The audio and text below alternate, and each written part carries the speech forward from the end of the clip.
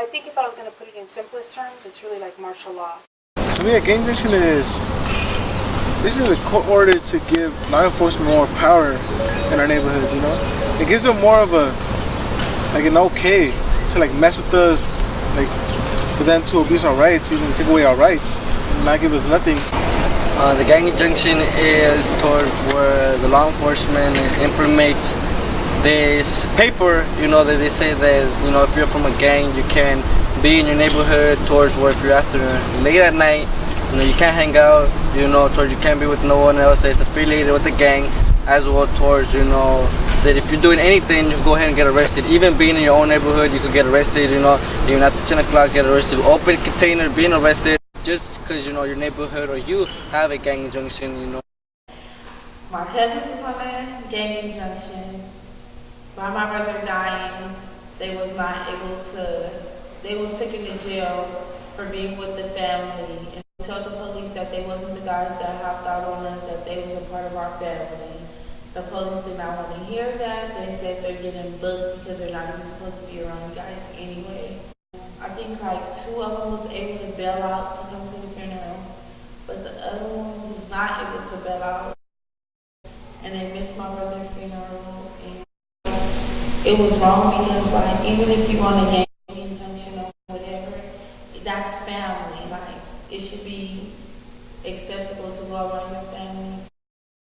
And what I really think is like, if I hang around with my brother and we're considered gang members, how's that possible? If that's my brother, if it's family, how am I gonna be able to tell him to not hang out with him or anything? If he's my brother or sister, how am I gonna be able to spend time with them? So I don't get how gang injunction affects everybody. They criminalize you, and what they try to do is throw gang injunction on you so they could add another 10 years and segregate you from your loved ones and your friends and your community. Injunctions often are brought against the gang as an entity and not against individuals. The gang, because a gang isn't like a company, it doesn't have a board of directors, it doesn't have a general counsel.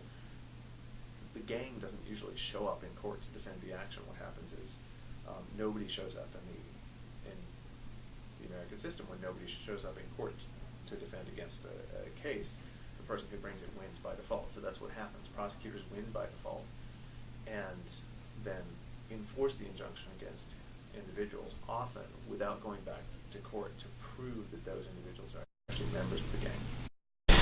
So one of the major difficulties in getting off of a gang injunction is that an individual who is on an injunction typically has never seen the evidence that the city has that they are using to determine their gang membership. And so you are faced with an unusual proposition of proving a negative, proving that you are not in or not an active member of a gang. And the reason that's challenging is because the evidence that they use is often interpreted by the city or by law enforcement in a particular way. So they might see you with somebody they have identified as a gang member, and they might use that evidence to say that you are a gang member yourself, while you might turn around and say, well, actually, that's just my brother, and I was walking with him to his car to help him get groceries. And so when we looked all the way back to 1982 when injunctions were first placed, they weren't placed in the areas of LA County that were experiencing the greatest amount of violence. They started in West Covina and Pomona, neighborhoods that were either majority white or were bordering white communities. They started to be placed first in LA City against Playboy gangster Crips, not the neighborhood that was the most violent, but the neighborhood that bordered Culver City and Beverly Hills. The history just continued. Almost every injunction has been put in place, again, not in areas that were experiencing the greatest violence, or in areas like Echo Park, Silver Lake, Pico Union, where violence had already reached an all-time low.